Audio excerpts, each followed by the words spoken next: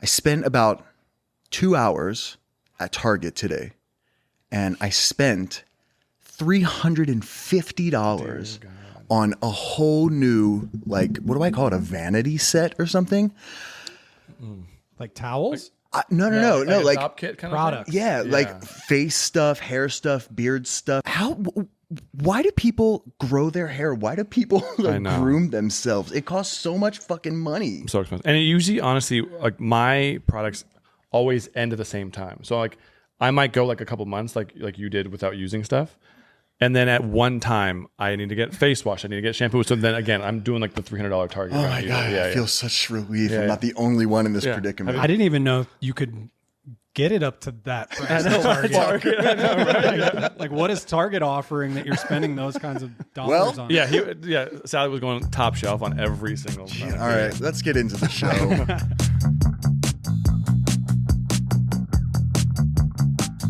What's going on, everyone? Welcome to Manly Things. Sort of? Why are we so close to each other? I know it's a little, it's a little crowded over here. But we wanted to make some space for the Looksmith, Parker York Smith. Hey, the friend of the show. Yes, good to be back. Our second Thanks for repeat. coming. This is the guy that I wanted back before true. Tony. No offense, Tony. Sorry. I know. It's okay, Tony. You guys look good over there together. It's much nicer for me. Well, obviously, like I'm still influencing the look. He's become a Dodger fan. This is not the Dodgers. This is the Red because it's upside down or something. I like it. My name's Evan Simonich, celebrity menswear stylist. Sally. My name is Sally Simonich, and we just got married. Yeah. Congrats. I'm Parker York Smith, style personal icon. Style icon. Oh, that's tough for me, but yep. Sally said it, so it's true. I like you said style person. Is that what you're going for? Yeah, I like it. How have things been? Yeah. What's new? Keeping busy, you know. I hate that answer, but that's the truth. No. Well, you look good. Can we ask what you're wearing today? Because you obviously look great. Yeah, of course. I've got my soft sole Minnetonka moccasins on. I'm shitting, pissing, and throwing up about those. I love They're those. so good. I love them. The Levi's bootcut 517s. Right. This, I think, is like a vintage kind of, I don't even know what Is there not even the label on the inside? Cool. I've had it for a long time and only worn it a handful of times, but I love it. We were going to talk about watches, but I don't know if we are anymore. That's okay if we're not. We should. My current favorite, I've got my Timex Noah collab watch that I love, and just some other little jewelry. What do you got on underneath right there?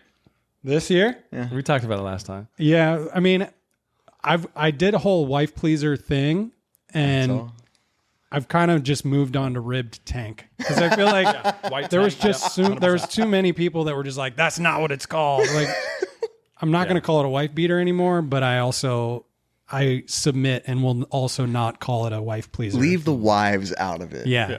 A ribbed tank. We can all just agree there. Yeah. I like the pants. Thank you. I am wearing Han Kajobenhaven, which is from Denmark. These are crushed velvet cropped pants. Then I have my R13 Kurt sneakers, I think, with this tank top from Target, this Levi shirt from Amazon, and my Red Odds hat from Hat Club, which I've recently been obsessed with. Hat Club has everything. Because I noticed you've had like 2 or 3 new Dodger hats. Yeah. And a Yankees hat. And a Yankee. Not a Phillies hat. I don't know why. Come on.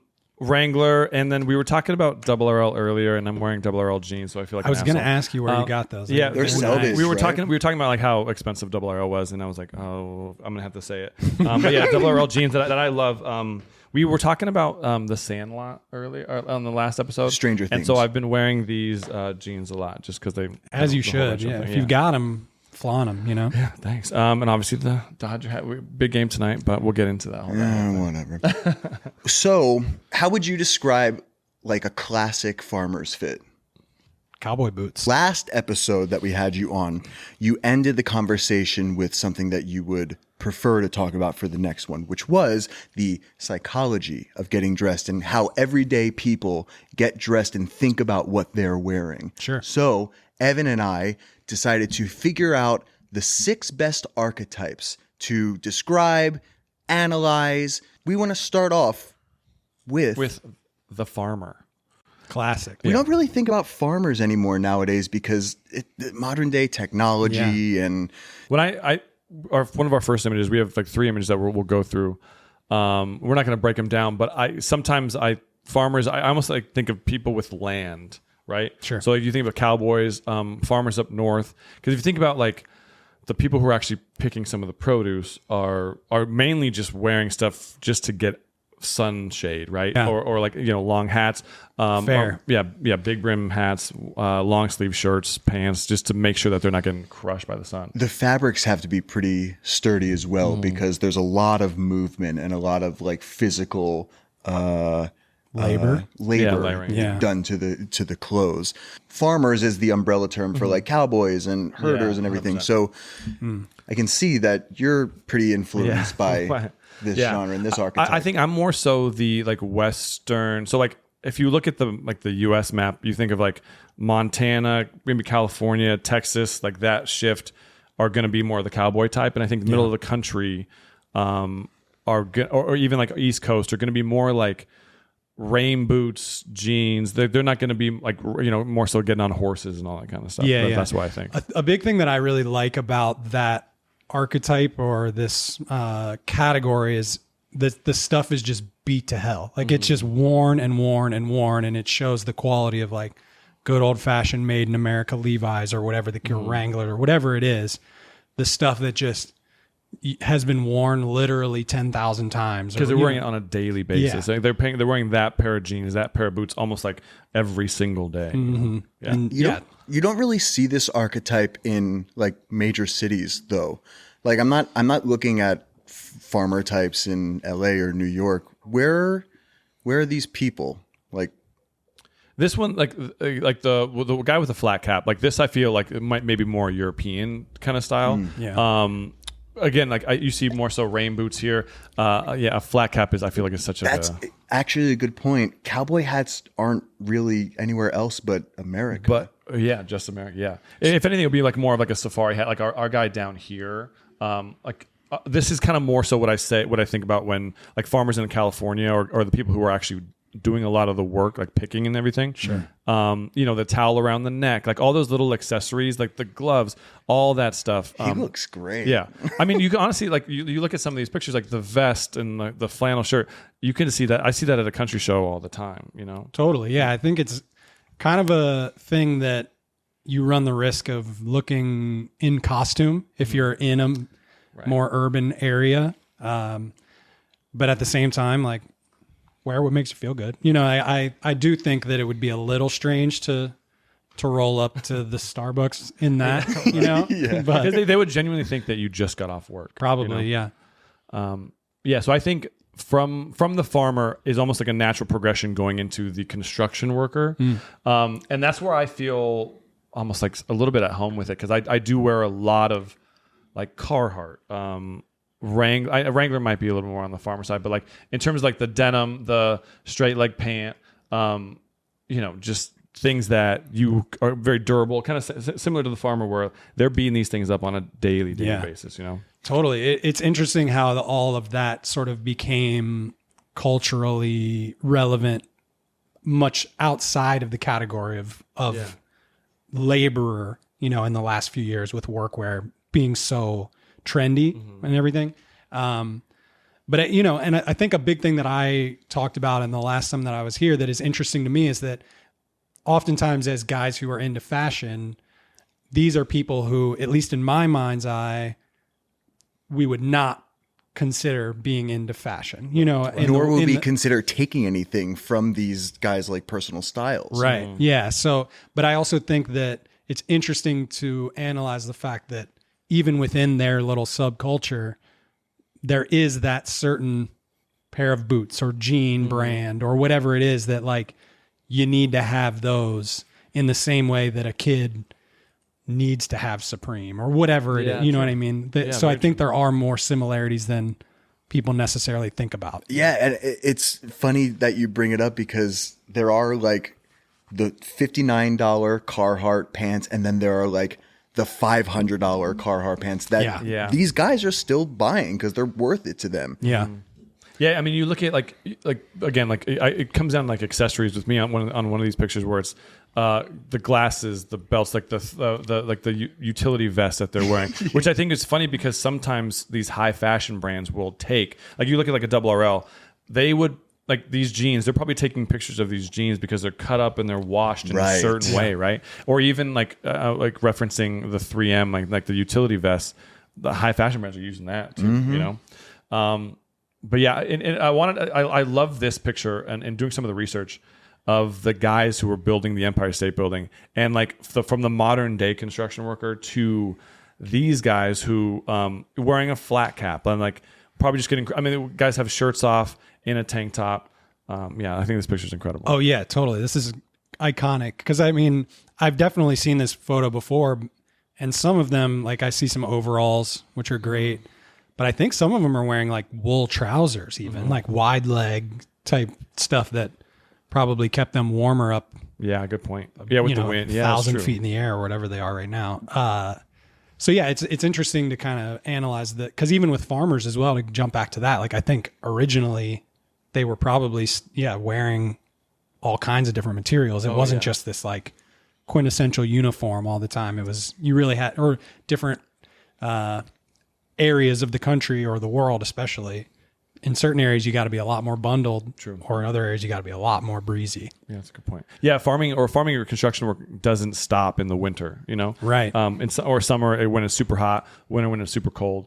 Yeah, you got to like layer up, or if you're in that sun on a daily basis too. Yeah, like that's gonna be Both of these archetypes, farmers and construction workers, they need room to move because it's a lot of physical labor.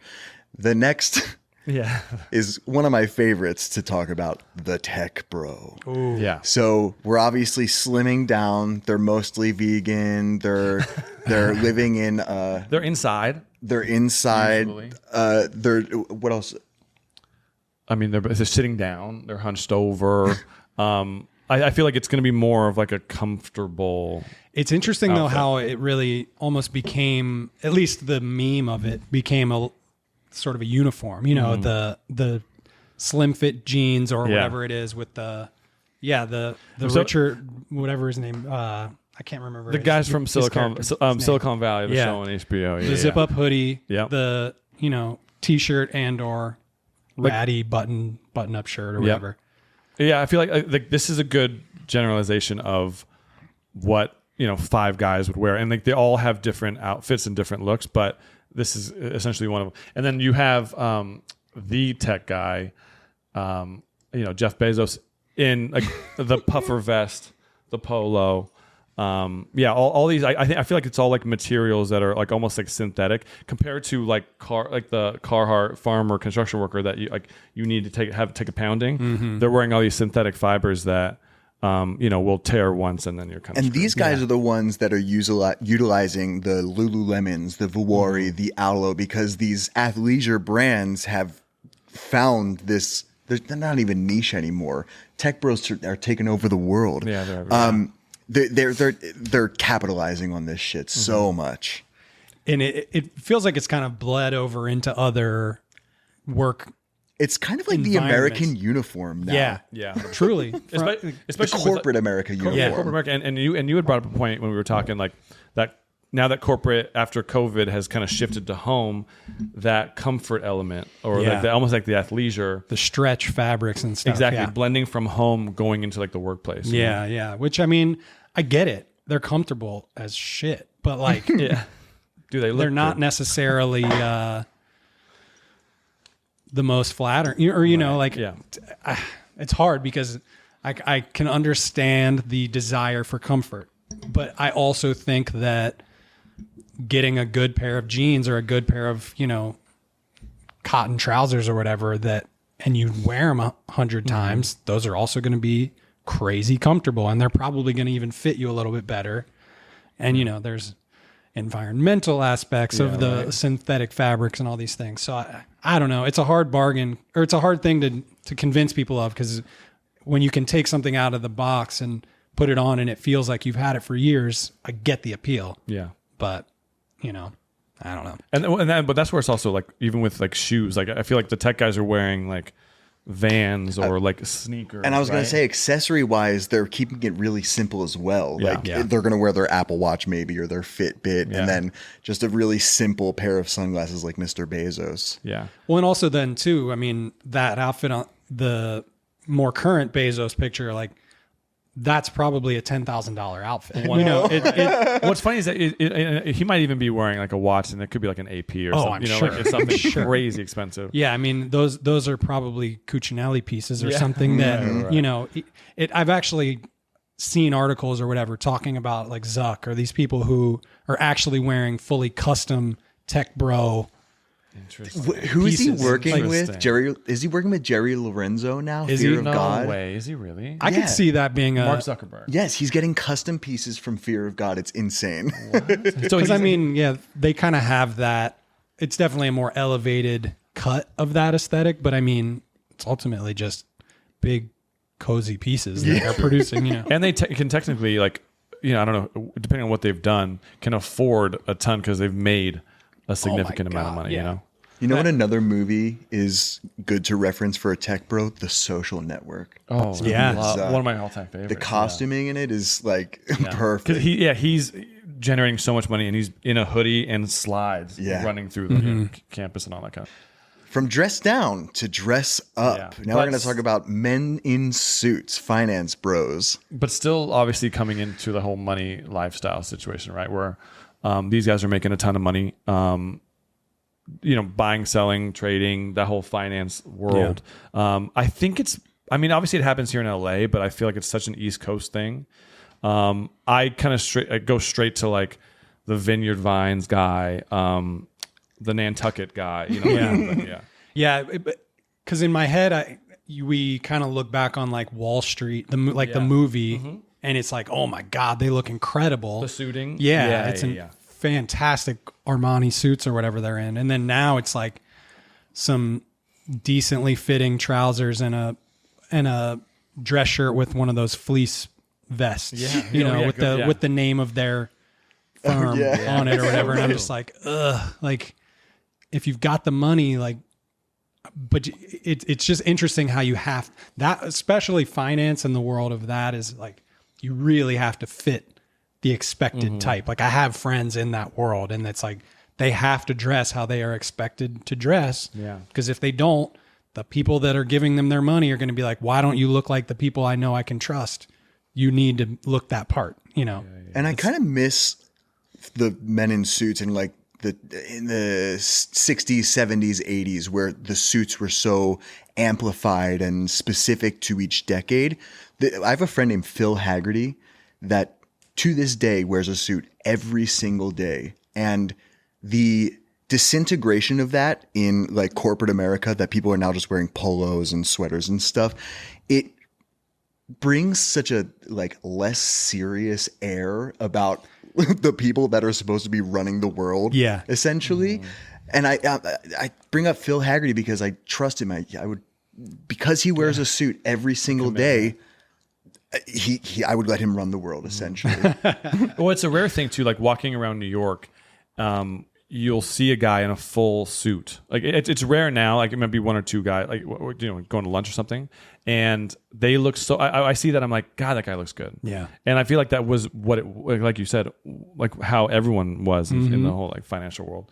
Finance, marketing, everything, all the big corporation, you were expected to be, to the nines every day because you were client facing. You had to be what they wanted to see. You had to be trustworthy. There's something there. Going off of that, Paul Feig, the director, if you saw him, you'd recognize him. He wears a suit every day. It was a promise that he made to his like dying mother on her last wish or something like that. And he literally every day on set, decked out, tie, pocket square, looks great. And I think when you see someone like that, it's like, yeah, I'm going to do exactly what you say. Absolutely. I trust you. Yeah. And I think he's a great example because I think he also has fun with it. Like he'll wear bright colors, bold patterns. Yes. And so, I mean, the idea that I push back a lot because I do a lot of suiting content, so I push back on the idea that a suit has to be this rigid, stiff, like I get it. It's this corporate, if you're not within that finance corporate America thing, you can kind of push away from wanting to even look like you're associated with it, or a suit is like the man or something. And I'm like, no, reclaim it. Trust that it's going to make you feel fucking great. Put one on that really fits you well. Put some intention into it. And I bet you'll want to wear it more regularly than you do right now. Speaking of that, I mean, these guys always look impeccable tailoring wise. And you don't have to look like the man where there's like too much room and you look like you're swimming in it. Suits can be sexy. And like a finance guy can be pretty fucking hot. Absolutely. Yeah. 100%. Yeah, they're going to take the time and money, obviously, that goes into it to like get things altered. Almost every piece of their wardrobe probably has a little bit of like individualism. They have a guy in the East Village that does it for like $20. Yeah, exactly. Up next, we have the hipster. I think the hipster is more so a coastal thing. I think if you think of a hipster in New York, right, like Brooklyn. Yeah. Where I used to live. Brooklyn and LA. I think you're thinking like Venice or Silver Lake. This is like the hipster lifestyle. I think some of these images I feel like are a little dated to like 5 to 8 years ago. I think the hipster now is going to be wearing more like the baggier stuff. I was going to ask what your guys' perception of hipsters are now. Like, do they still exist? Like, I don't. Yeah, because I still think of when I see hipster, I still think of this, and I do still see these guys out there. But I know that like Sally, you're gonna probably go the other way on like the hipster. I think it's more like the street style reference. No, I think that hipsters have defined themselves currently as vintage and thrift shoppers. Oh, and sure. Technically, like that's always been the base and the identity of being a hipster, but now vintage and thrift shopping is so relevant that these guys and these girls and these people build fits off of the one piece that they found. Like being a hipster is finding the piece that you've been looking for 10 years that's 50 years old and then like showing it off to everybody and everyone is dying for the same But it's thing. actually just like the most basic pair of jeans or whatever that no one really can even tell. There's a huge slice in the whole shirt. Well, because I mean like the early 2000s, early 2010s or whatever version of hipster, to me, like when I see this, it's almost become the sort of youth pastor aesthetic, you know, like Yo. which is like That's such a good point. not personally what I'm trying to go after at all. But I do really agree with Sally that like, that obscure and not even designer vintage. Like it's probably like some American old vintage Levi's or Wrangler piece or old J. Crew or whatever it is that is otherwise unidentifiable to the common eye, but they know every little detail about the factory that it was made in and everything. Yeah, totally. There's been one consistent through line with hipsters, even from like the early 2000s to now. They all cuff their pants. Yeah. Big time cuff. Because I don't think they're going to spend the money to like go get them hemmed. I think they like the look of it. Like being cuffed. No matter how big or long the pant is, I'm going to cuff these pants. Now, our producer David loves to cuff his pants. Big cuffer. I fucking hate it.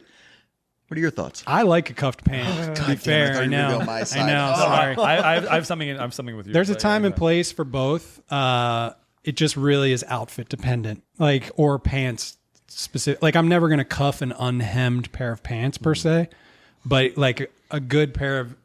Again, it's very. I was in the height of the hipster movement. Like I was very much into that aesthetic for a long time. So it's probably, but like the selvage flip up, you know, with some boots or whatever, it works for me. I'm not necessarily probably going to like cuff them to be cropped above my shoe like I used to, but I think there's a time and place for it still. I've said something to David where he will sometimes cuff up his pants and cuff his shirt, where I'm like, I think you got to do one or the other. Because then I think that the whole look is like, it was just too big of a look. And you're like, I'm just going to cuff everything and make it look fit. I think it's got to be one or the other. But that's just me. I probably should start cuffing my pants because I recently got a pair of Marni pants, wool Marni pants, hemmed, hoping that they would be a cool, like, wide leg 1940s, like, no puddle at the.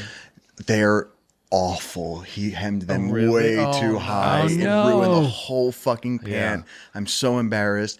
But so I have no opportunity to cuff these pants. And there are all different kinds of cuffs, which brings me to our new segment, the fan submission. We have David's oldest friend, Ian Monaco. He was so gracious in sending us a fit pic as well as a Get Ready With Me video. Oh, wow. Oh, really? Yes. Oh, cool. So I'm going to pull that up now. All right. We're going to get a live react. What's up, folks? Let's get dressed. Up top, we have the sweater vest from Van Heusen. It is an Argyle pattern because Argyle is cool. I like it a lot. It's kind of like School of Rock-esque. The t-shirt is from Costco, and it fits great. The sleeves are long. It's good. It's good. It's a nice fit. It's a nice fit and it's a nice color. The belt is Timberland, I believe. It has a little Timberland logo, but I always cover it up with a little loop there. The pants are from L Train Vintage, which is a thrift store in New York, but the brand is South Pole. South It's on the Pole label here, jeans. South Pole. Fuck yeah. So if you are ever in the South Pole, these are the pants to wear. And the socks are from Hanes. Got those on Amazon. And the shoes are loafers from Docs. Yeah. And I got my neck loafers Adrian's. too. One's from Etsy, one is from Madewell, and they're both tarnished. And that, my friends, is the fit for Fit of the day. day. We're something. Oh, hey! Shout out to Whoa! Charlie. That was crazy. Thank you for that. Yeah, Ian, one of the most unfunny people that I've ever met. He does a fantastic impression of me. I've also known him he's a for quite a while. comedian. Yeah, Yeah, he's a great. We'll have to introduce you. He's Yeah, fucking totally. amazing. So I want to go over something really quick, let's break down the look. like his pants specifically. Prior to this show, we talked about hipsters and their pants, and we talked about how hipsters prefer their pants to not fit. And this guy, when he lifted up his shirt, oh yeah, the pants were like So- folded in the crotch. So when I think of like the modern day hipster, I think they're going in and going into these vintage shops or thrift stores and just buying stuff to be not to be like ironic, but ironic is a term that I would think about. Yeah. Like these pants don't fit. Like why did he buy them?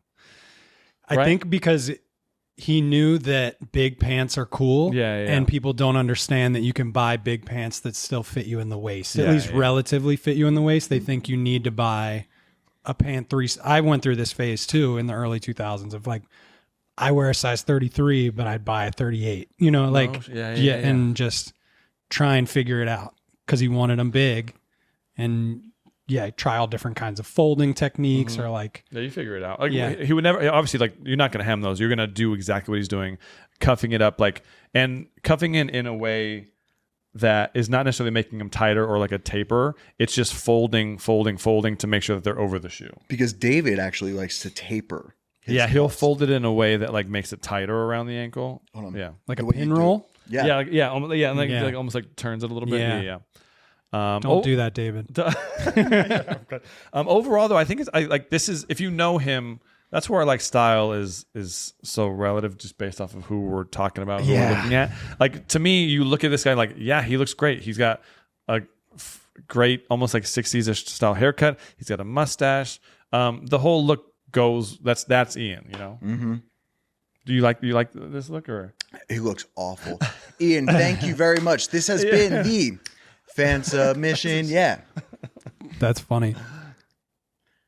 He is actually like a gem. I didn't think it was that bad, but again, that's why it's hard because I wouldn't recommend that for people in general. Yeah. But to me, I'm like, if I see that guy, I'm like, he did that was intentional. Like, Yeah. he did Oh, that yeah. on purpose, And to me, if you're making moves intentionally, even if they aren't necessarily widely appreciated, I'd much rather see that than the generic Lululemon shorts and white t-shirt or whatever, Yeah. like And absolutely. If you think about it too, like there was a lot of thought process behind it because like with the white shirt, the almost monochromatic vest into the pants, and then the bringing back the white with the socks. Like if he would have gone black socks, it would have it'd been fine. I think the white, like there was some thought behind it when in reality he probably like he wants to come off as like, oh, I didn't think about this look.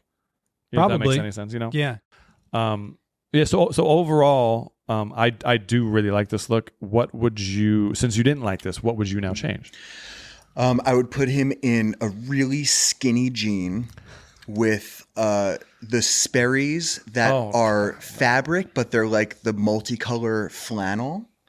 Then I would put him in a football jersey from like the 1950s, but it's actually cut right at the rib cage. Ian, you keep doing what you're doing, man. Okay. Anyway, Flip the jeans. 90s football. Flip the jeans down one more time. Have them kiss the top of the shoe. You'll still maybe see the white of the sock, like when you sit down or whatever. Otherwise, like, I'm here for it. I think it's fine. actually, I do have one point of feedback. Accessorize, baby. Yeah. I want to see some watches, some rings, maybe even give me like an earring, dude. Come on. Oh yeah. Question is, I don't know Ian all that well. Is he a dad by chance? Hell no. Okay, not a dad. Sorry, I don't. Ian, I didn't mean that in a bad way. Because our next topic are dads. All three of us are dads.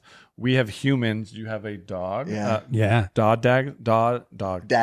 Dog dads are dads. So the dad. So I went to a birthday party yesterday. 2 kids' birthday parties. 1-year-old and a 2-year-old. And I was like, okay, let's take a look at what these dads are wearing. And I do have to say, the younger generation is now, like, we have some images here, are bringing it a little bit. I think people are now paying attention to what 100%. They're wearing. I think a lot of it is thanks to people like you on the internet, just being an outlet for people to see versus like the GQ Esquire. Yeah. I feel like that's a little dated. Oh yeah, it's more socially acceptable now. 100%. You know, whereas growing up, it was, you don't like, if you know, you can't care what you wear. Care about what you wear. It's comfort. That's right. Yeah. I mean, yeah. So let me talk about a few staples in dad fashion because, you know, I am one. They're always wearing home team sports shirts from either Kohl's, Target, or Costco. Costco, the huge, That's why I asked if Ian was a dad. The Costco t-shirt, right. I was like, dude, They're going to be wearing a 7 to 9 inch inseam short or cargo short. Hitting the knee or covering the knee for sure.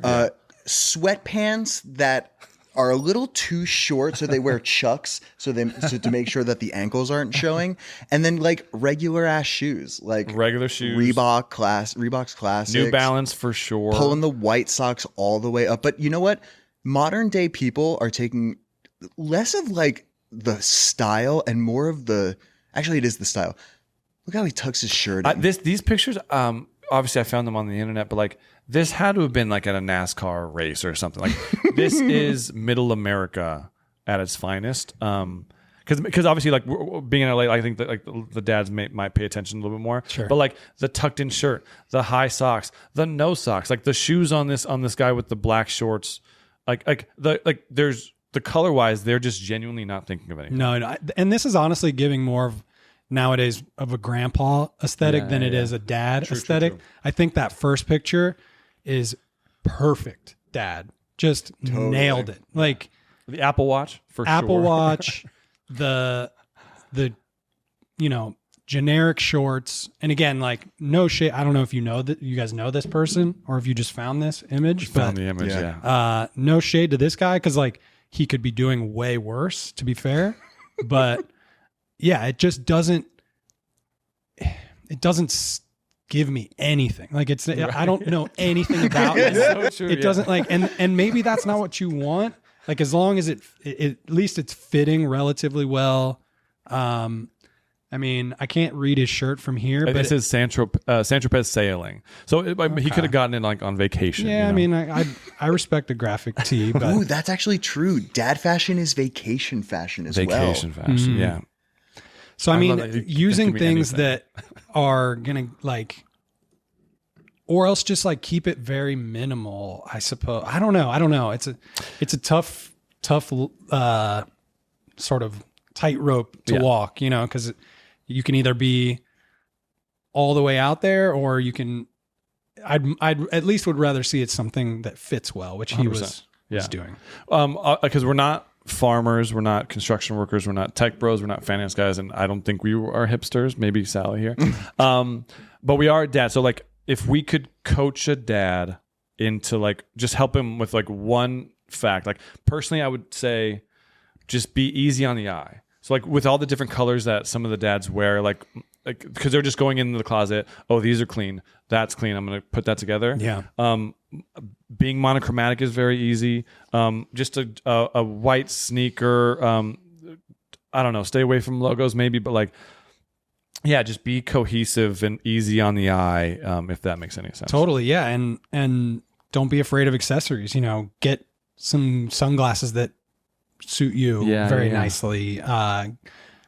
Wear a watch that's not a Apple Watch every once in a while. Yeah. You know, it doesn't have to be an all the time thing, or, you know, get some, I think white sneakers are good because shoes can get a little tough, but like put your if you're going out on a date, put your sneakers away, you know, like put on a loafer, put on a decent boot or whatever it is. Like just keep it classic, you know, look at old school, and it doesn't have to like be some dramatically oversized pant that's crazy high waisted like they wore in the 40s or something, but wear something that just is a little bit more intentional, as opposed to just like you said, grabbing whatever's clean. Yeah, right. I'd like to reference somebody who's been consistent with his style, even though it's morphed from like archetype to archetype.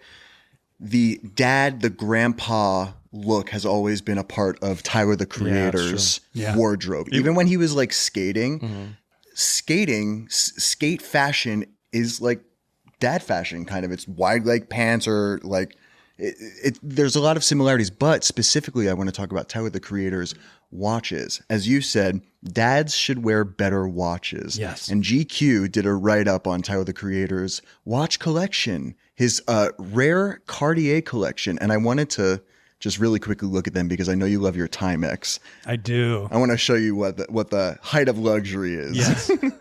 This is one of my favorites. This is the Pebble. Dear God. Yeah, that's amazing. I've never heard of it. I believe it's from the 1970s, 1972. It's mostly gold. It's 14 karat gold with, rather than a square face or a round face, it's more of a diamond face. Think about like a baseball field. Yeah. Amazing. They did it. I actually read the article as well, even before you had mentioned it, because I've known about his collection, and I mean, I definitely have an appreciation, especially for weird stuff. Like he's definitely into weird watches and just everything weird. I love Tyler's whole vibe. They did another run of these in like 2022, I think. Oh, okay. So he picked up one of the. Fucking missed it because I think they only made like 12 or something crazy earlier, very like limited, originally.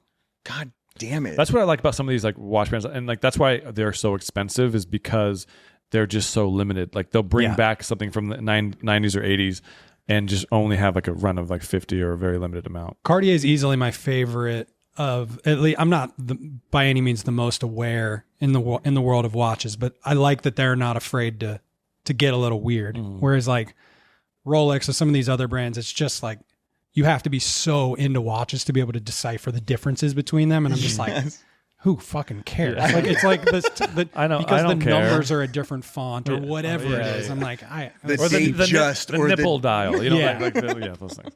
I mean, I don't care about that stuff. But. This next one that he has, shut up. Yes, you. I know. That's why I was like.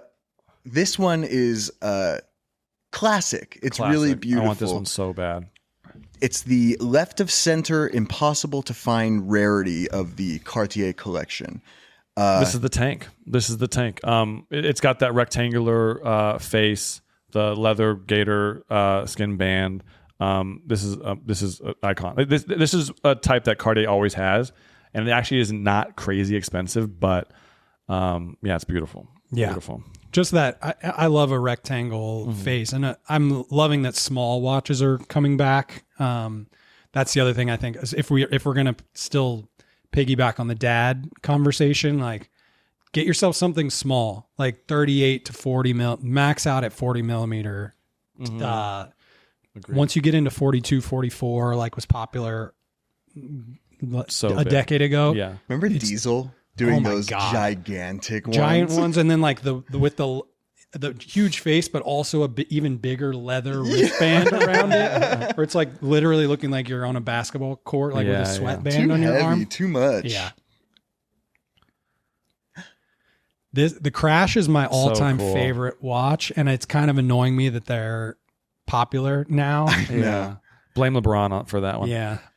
It's almost like the face. It's like a Picasso painting where it's like falling off or like drooping down a little bit. Do you know the story behind it? No, please. Was it a car wreck or a train wreck? I don't know. Okay, so one of the like higher ups in Cartier was killed in either a car wreck or a train wreck, and they modeled this in honor of this guy. Whoa. It's fucking amazing. I thought you were going to say they like found him and that's what his watch looked exactly. like Yeah. after the crash, and they For real. copied it. Oh, sorry. I'm the one scrolling. Oh, beautiful. The Cartier Obis. I've never heard of this one. What's different from this and the one that I'm wearing? Sorry, the one that I'm wearing. Yeah. This one, I think it's like the dial isn't like broken up into like on yours. It's almost like two separate pieces of metal. This is just one piece of metal right there. Yeah, beautiful. And I love the leather band. I love your watch with the Timex, and like kind of similar to the tank. Yeah. Where like the face is small on a square level. Yeah, beautiful with the leather band. Do you want to show us? We asked you to bring some of your watches. I did. Yeah, I brought some watches. Can we see his watches? It's certainly Please, not I'm going to so be. bored of this. No, this is no. I know it was good. Let's see some. Yeah, of them. so this Timex Noah collab is definitely my favorite current piece. It's got the like sun moon dial. Oh, cool. Yeah, that yeah. will rotate. Do you mind too? Like, I know it's very insensitive to ask a person how much their watch is. Like cost? Yeah, cost wise. Like, do you mind if I don't care at do you all. mind if we ask like how? And to be fair, like full disclosure, I don't know that I paid. I think I paid for one of the watches in this box because I'm spoiled as Damn straight. That's great. Damn with straight. my profession. Timex Todd Snyder, there are probably 20 of them at this point. Oh, really? They've been collabing for years. Absolutely love everything they do. This is my favorite one of that. Kind of the similar vibe of a Cartier sort of, but just way more affordable. I think those are like the Timex Noah sold out right away. But I think it was $189. Okay. Full retail. Again, And that's really not expensive. Like, No, it's not expensive God, at no. all for a And- watch that you can wear every day. every day Yeah. it's just going to get better and better. Like you might have to replace the battery eventually, but if you want to spend even a little more and get an automatic, like you'll never have to replace anything. Same Timex Coca-Cola collab to just round out the Cool. Timex, the old school. Yeah, very cool. Have a Coke 60s ad, like the Mad Men final scene ad. Oh yeah. was That's a like good point. kind of the inspiration there. Another brand that I just recently found out about and have worked with called Veyer. Their watches are like $350 to $750, so a little bit of a step up. But again, just like interesting clean. without being like crazy. Because I love a face. I love if you can look at it and it's like, oh, what is that? Because I love getting a compliment on a Timex when people are like, oh, that watch is cool. Like, what is that? I'm like, it's a Timex. It's $99. You know what I mean? Like, it's not. That's great. It's not a.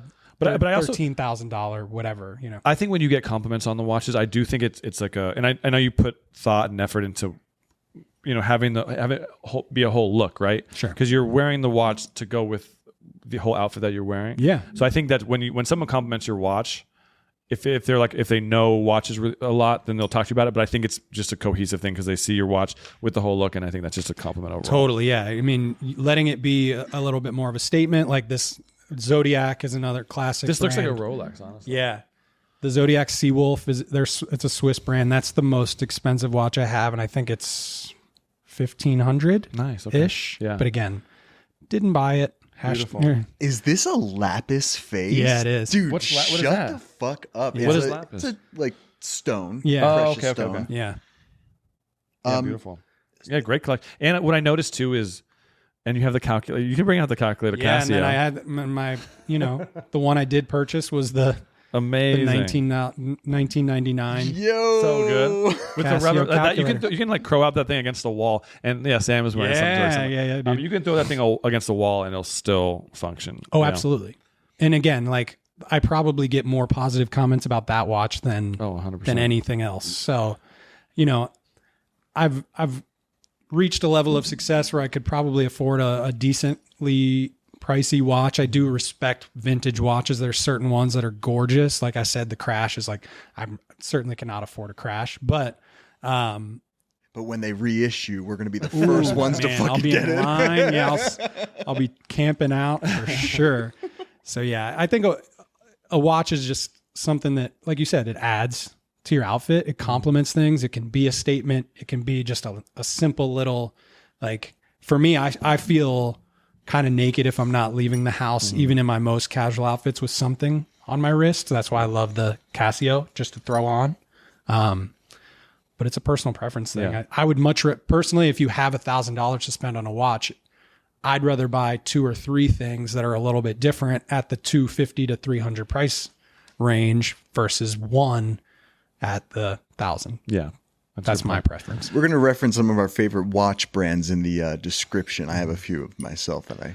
And if you look at the collection too, I think this is a great, like, not necessarily starting, but like you can wear one of these with every single look. It's almost like a lot of thought was put into, you have the dressier one, you have the more casual one.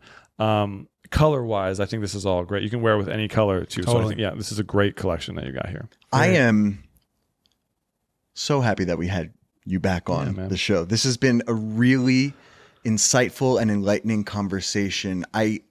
There's so many takeaways, but I want to talk really quickly to wrap everything up, how we're taking, what are the takeaways from each archetype, and how do we see the future of fashion based on what's going on now and how we're utilizing what we've just talked about. Yeah. I think between the farmer and the construction worker, we can kind of group a little bit of them together. Based off of my even personal wardrobe, just wearing like boots. I think they've infiltrated my life of like boots and like the rugged. I personally like the rugged, like vintagey type stuff, and I almost like get a compliment when someone says, like, someone genuinely thought I was a construction worker one time, and I was like, God, that's actually really cool. But yeah, I'm sure they would think I'm an asshole, but I take away just the how they beat up the outfits on a daily basis. Like the fact that you can wear the same thing over and over and over again, and it gets better with time. That's personally how I think about it. Totally, yeah. Wear your fucking clothes, man. Yeah, wear them, exactly. man. Yeah. For me, I'm thinking about like how fashion has evolved and looking at specifically the farmer and the workwear. Workwear was pretty specific in the 2016, 17, and still even today.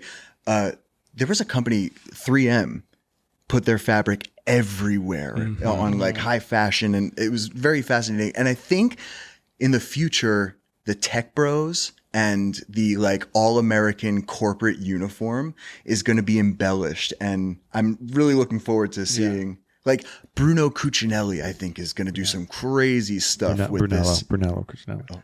But Bruno's his brother. I don't know anything. No, I see. I think they do like very comfortable like clothing sets, like sweatpants and things like that. So Yeah. the whole athleisure thing is here. And now that we're done rambling about this bullshit, what does the master have to say about this conversation? I don't really know what to expect so much so from fashion and relation. Denim's not going anywhere. I'm really loving that it's having a major resurgence with the Western trend happening. Getting good quality pieces and just wearing the shit out of them. Just like you don't need to have a ton of stuff. Just make sure that it fits you well in a way that you can put it on every day, and it's just going to continue to get better and better with time. And I don't think people necessarily realize that even a simple garment like jeans will almost become a little bit custom to you the more you wear them, because of the fact that your natural body oils are going to seep into the fabric. It's going to shape around your shape.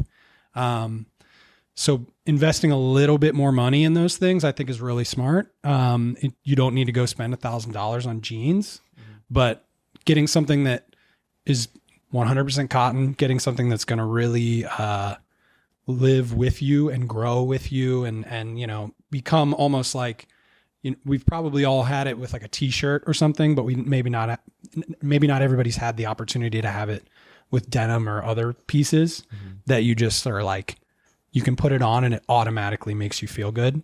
That's one takeaway. And then another is like, I think a big thing, and this may be completely out of bounds or unrealistic, but I would say to these people who are in these industries, any of the ones we talked about, if you're not down to fit the mold, don't. You know what I mean? Like, if you're a tech bro and you don't like a hoodie with a zip up hoodie with jeans and chucks, wear some other shit. Like, wear a suit, wear whatever it is. Like, be the change you wish to see. Maybe I hope that if you feel interested in that, we can empower you to do so. But then again, I don't know if there is kind of, you guys know, like the tall poppy concept. No, it's more of like, I think it's big in like Australia. It's an old saying, and the tall poppy gets its head cut like so if you dare to be different, oftentimes it can actually have negative backlash. So there may be some of that, in that you will present like you think you're better than everybody or whatever. Like, that's why I try to preface it with like, I don't know the real facts behind this or the real experience of people, but being able to step out of your comfort zone to be a little bit different, or into your comfort zone to be a little bit different, I think is a beautiful thing. Perfect. The purpose of this episode was to just sort of get to the bare bones of modern day fashion and like the everyday person. And if you want to learn more about fashion and how to, step out of bounds and be different as a tech bro or as a construction worker, first follow Parker York Smith. Ching. Then come back over to us, like, subscribe, comment, share. You can listen to us on Spotify, Apple, and every other podcast audio thing. A lot of our handles are at ManlyThingsPod. And Parker, take it away. Yeah. What Sally said.